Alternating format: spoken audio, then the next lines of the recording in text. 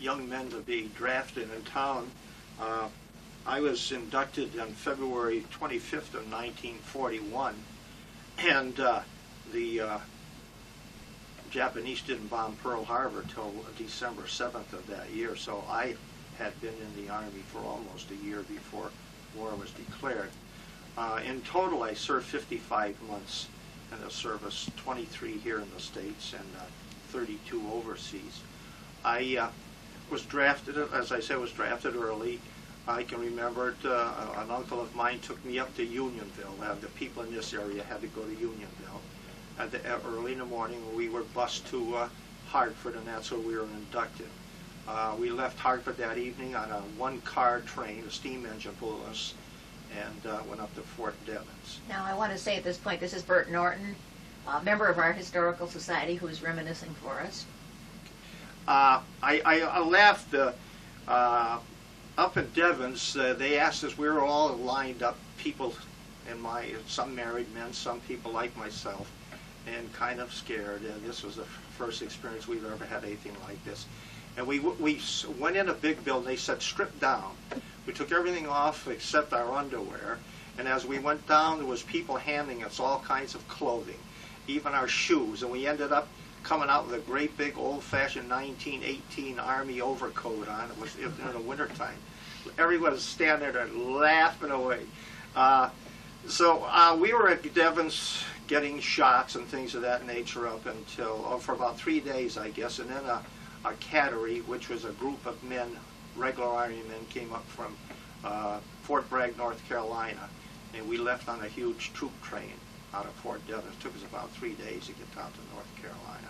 And I took my basic training down there. They formed a regiment, 67th Coast Artillery, was an anti-aircraft, 90 millimeter big guns. And we trained on that down in North Carolina. And it was a unit that had lots of trucks. We had lots of trucks. I was in a gun battery, but there was also batteries with these big searchlights that searched the sky at night. This was the era before radar. And that would be to focus on the planes. They would find the planes with that. We went out on the maneuvers, Carolina maneuvers. Some of the people, we had wooden guns. We didn't have guns, regular guns that hadn't been produced at that time. And we came back off the maneuvers, and a lot of our men, at that time, if you were 26 years old, they were going to be discharged. So they were waiting around to come back up north on a train. We were all coming home for the Christmas vacation after being on the maneuvers. And of course, war was declared, and they were made to go back and get their uniforms and all. And see, war was declared they bombed on 7th was on a Sunday. The president declared war on Monday, and Tuesday we received a march order. I'm talking about the whole regiment received a march order. They moved fast. To leave for New York, and it took us 3 days. One night we slept on Valley Forge, and we arrived in New York City and traveled across the George Washington Bridge down Broadway out to, in that time, the biggest airport around New York was Mitchell Field. We stayed a night there, and then we traveled over to New Jersey, and we built a regular encampment, our company, an encampment in a park in Fair Lawn, New Jersey, next door to a Wright Aeronautic, which was equivalent to Pratt & Whitney in that era. We stayed there until, see, that was early, that was in December. We stayed there till the following fall, and then they started to prepare us to go overseas, and we eventually sailed out of New York City, and on a troop ship was our ship was the Cristobal. There were ships that in peacetime ran between New York City and the Panama Canal. Large convoy, very large, had battleships and destroyers and had barrage balloons and the whole thing. So it's hundreds of ships. And it's interesting, the first couple of days, this was winter, and we didn't know where we were going. And but then we began to realize it was we were beginning to get warm, feel warm, and then we realized we were going to North Africa. It took us 13 days to go to North Africa. We arrived in Oran in North Africa, but we didn't. We arrived in Oran on January 14th of 1943, but our guns weren't with us, so we were camped out outside the city at an airport. And one morning, in pup tents, we were sleeping there. One morning, the officers came down through the company street, and they just said, "Burt, you, and you." They were picking out all of us to go. We were going to be leaving that anti-aircraft unit, and they took us to a staging area, and we were formed into truck battalions to haul freight to the troops up at the front. At that time, the Germans had broke through the Kasserine Pass, and we weren't able to supply our army wasn't able to supply the troops because of the different gauges in the railroads. So we left then from Oran, which is on the eastern end of Africa, and as the army progressed, we progressed with them all the way across North Africa, and we ended up in Tunis. And our last assignment in Tunis, we took the 82nd Airborne Division way out on the desert, and beyond Tunis, they were going to they were going to invade Sicily. And as we arrived out there, we saw gliders and transport planes. And it's one time that I actually saw a mirage. For miles, I could see the planes. They looked like they were in the water, sitting in the water, but because of the heat, it's the heat. The desert. And it was so hot, we rolled our truck windows up. It was cooler in the trucks than outside. It was just so hot. What would have been about 130, I think. Somebody found a thermometer. Yeah. We returned then to the war had just about ended in Africa. We returned to Bizerte and boarded landing ships in Lake Bizerte, and we arrived a day or two after the invasion of Sicily. We arrived in Palermo, Sicily. The port was still burning when we arrived. We arrived there on August of 1943. We worked around the port, followed the troops carrying gasoline, food, and bombs, and so what we were supply trains. Was that called quartermaster? Quartermaster truck battalions. Mm-hmm. Okay. When the Sicilian campaign ended, one morning we arrived in the port, and the port was full of transports, and they were taking the whole. I think at that time the Sicilian campaign had the 7th Division operating there. We took all these troops from their staging areas and brought them down to the city, and they were put on ships to go to England. Now, and our whole battalion then traveled across Sicily to Messina, and there's a strait of water between Messina and Italy. You can see across. It's not too far. An English landing boat took our trucks and our equipment, and we arrived at Italy. We drove up along the coast up to beyond the front had moved up beyond Naples, and we stayed. That was on December 9th of 1943. We arrived in Naples, and we moved up. Our camp moved up into a big field. Now this was in the wintertime, with lots of mud around. When we moved into that field, it was pretty navigable, but in a few days, when 50 or 60 vehicles running in and out there, was a sea of mud. And by that time, we had been moving hospitals and so forth, so we acquired some tents. We had no tents up until the time we arrived in. What were you sleeping in? Just in the trucks or in bedrolls and under the trucks and similar. In December, that must have been kind of uncomfortable. Right. So we, this was around Christmas time, and we had a heavy wind the night before Christmas, and we hadn't had much fresh meat in Sicily or Africa, and they had acquired some turkeys. Refrigerating systems were beginning to be developed, where big trailer trucks were bringing food in and being distributed, and our doggone cooked and blew over the stoves, blew the turkeys out of the stoves. They were rolling around in the mud. The cooks washed them off, put them back in the ovens. That's my all-time Yeah. favorite turkey Put story. them back in the ovens again, and we had turkey. We stayed there. The campaign bogged down in Italy. We had moved further up north, just this side of the Abbey Casino, and they had built a big. Our troops had built a big encampment where they were going to take all these German prisoners, and we were going to be running them back into Naples, and then bringing back food and ammunition and so forth. The camp had never developed. So we stayed around there, and we witnessed the bombing of the casino. I would say maybe it was 10, 15 miles away from where we were encamped, or that's where our base camp was. And we witnessed that, and just wave after wave of planes came that day. Some of them missed the Abbey by maybe 10 miles or so, and they bombed some of our allies. There was a big British contingent in the area which was bombed.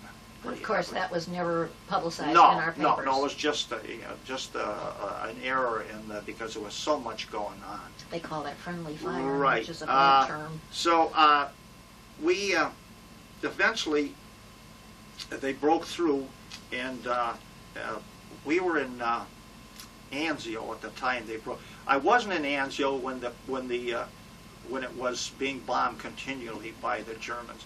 We did go one night. We loaded our trucks on a landing ship, and we made a fast trip up to Anzio, unloaded our ammunition and food. Then we boarded the ships again and arrived back in Naples. We were only talking maybe 50, 60 miles at that time. The day that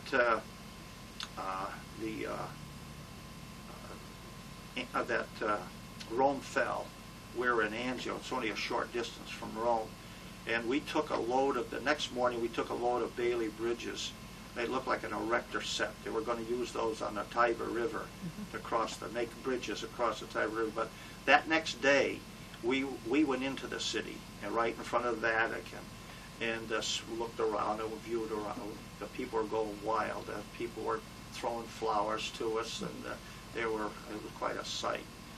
But that was the last time that we could go into Rome, because it was declared an open city.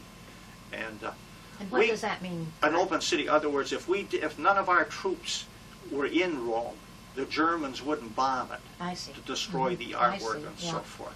And there would be no need for our Air Force to be bombing, because we were occupying Rome at that time.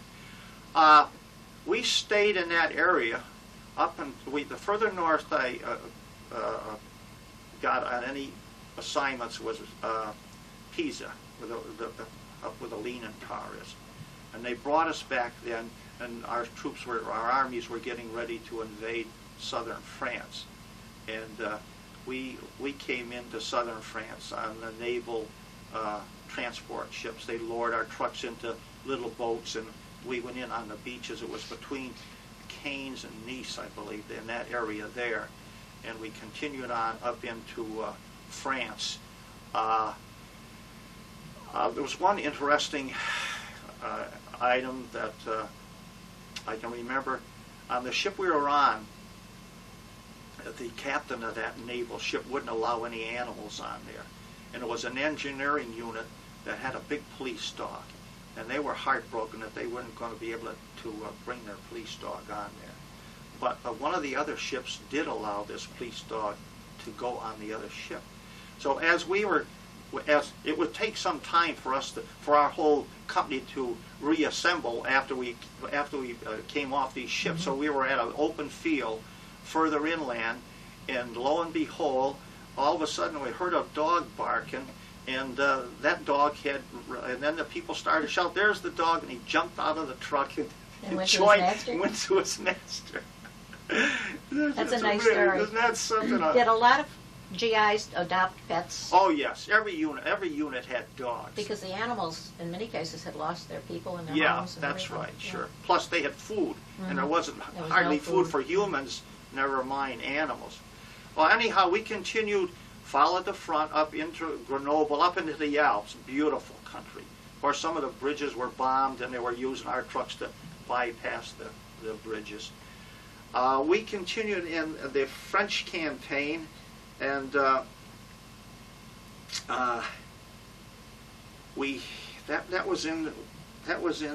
well, we arrived in, it was September 11th of 1944 that we landed in southern France, and we arrived in Germany. We crossed the Rhine between Worms and Mannheim on March of 28th of 1945. Now, our unit, we didn't sustain many casualties. Saw a lot of tragedy, a lot of wounded, a lot of dead. But our unit did not. We were strafed several times, but we didn't sustain many casualties. I'm talking about our company. Right. We did have a truck sergeant. He was burnt in his own little trailer one night. He had made a little portable stove. Didn't work well. We had one of the chefs, one of the cooks, fall off a truck. He was sleeping in the canvas between the bows. He fell off while we were traveling. But as I said, I was fortunate that I didn't sustain any. You have colds and But you came toothaches through and things. unscathed. That's right, and most of the men in our unit. Very fortunate. Right. We after crossing the Rhine, we went south, and the war. Let's see. I crossed the Rhine in March. The war ceased in April, so we were stationed outside of Munich at that time, and we took an army hospital unit down to Innsbruck, which is on the border of Italy and Germany. And I was driving a Jeep. I had that lieutenant in a Jeep with me. We were going through. Munich was devastated. That's the most devastated city. They say it was 3/4 destroyed. Destroyed. It was just, you could hardly recognize the streets. There were just where our bulldozers had pushed all the debris around for the roads to be made to get through there. Well, anyhow, I was driving a Jeep. We had some nurses in the Jeep with us, and the lieutenant was in the front with me. And he was standing up to direct the convoy behind us to go, and there was a big lorry in front of us. It was a German truck driving through the city, and they'd hit one of these resistors hanging on a wire where the trolley cars used to travel. And as that truck went by, it hit that resistor. When it came back like a pendulum, it hit our lieutenant in the back of the head. And really, he was unconscious for a few minutes. We had nurses with him that revived. He's lucky it didn't kill him. Yeah, and so we continued on to Innsbruck, and of course they were going to a hospital down there, so they took care of him. We stayed in Germany until September because there was so many displaced people in the area there that we were running them. Sometime there'd be a convoy go to Holland. Sometime they'd take a lot of Italians, displaced people down back to their countries. Plus, a lot of them were walking. Now, these were prisoners of war? Some of them were prisoners of war. Some of them were slave labor. The prisoners of war are some of the people who were in these concentration camps. You could see them walking along the roads with their striped clothing on, pushing push carts or anything that would move. They were walking back to their countries. As I say, we stayed in Germany until September, and then we traveled. We were going to fly back to, because we'd been over there so long, 32 months. That's a long time. We were going to fly back by way of Africa. At that time, there weren't any direct flights between Europe and the United States. So we were going to fly back, and we had traveled to an airport in Belgium, and by train. And just at that time, the Japanese had given up. So they took all these transport planes to the Pacific to bring home prisoners of war. So they took us then by train again to Le Havre, France, and stayed there a few days, boarded a ship, came back to the United States. We landed in New York. We went way up the Hudson River under the George Washington Bridge. Saw the Statue of Liberty. Yeah, and we were out in the harbor floating around for a while, and I remember there was a big yacht came out there with a bunch of, I imagine they were theatrical girls on it. They were waving to the fellas. Mm-hmm. And as we were going up the Hudson River, I can remember seeing trains coming along there. They were blowing their horns, tooting their horns at us, welcoming you home. because they had all the pennants hanging on. It was a Norwegian ship that had been converted into a troop. It was a liner. Yeah.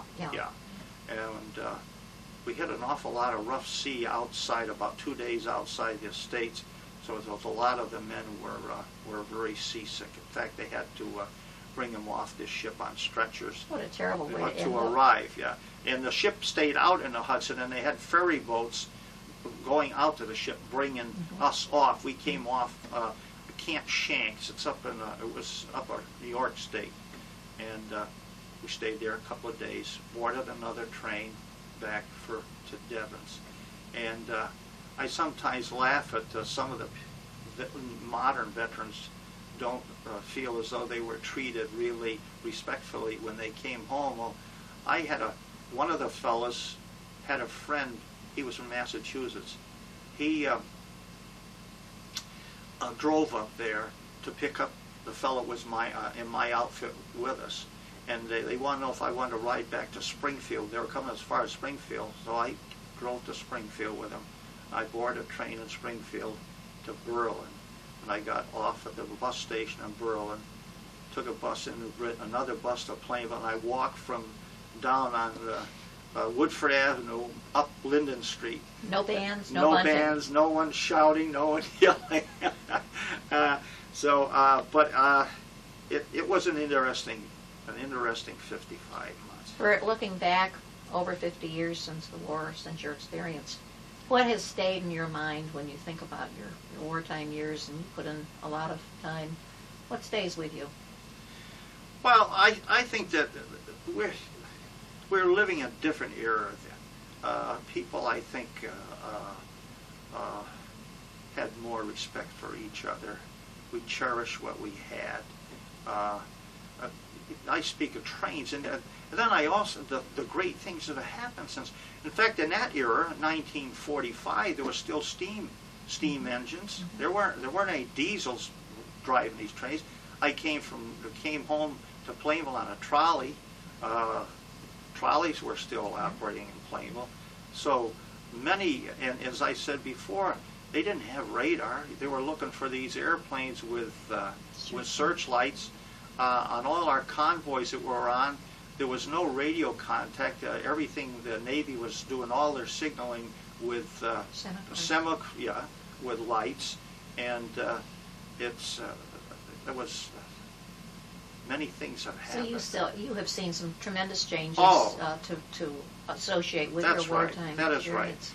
I still communicate with, I think, around Christmas time, that's when we communicate. At one time I was communicating with 5 or 6 men, but now it's down to about 2.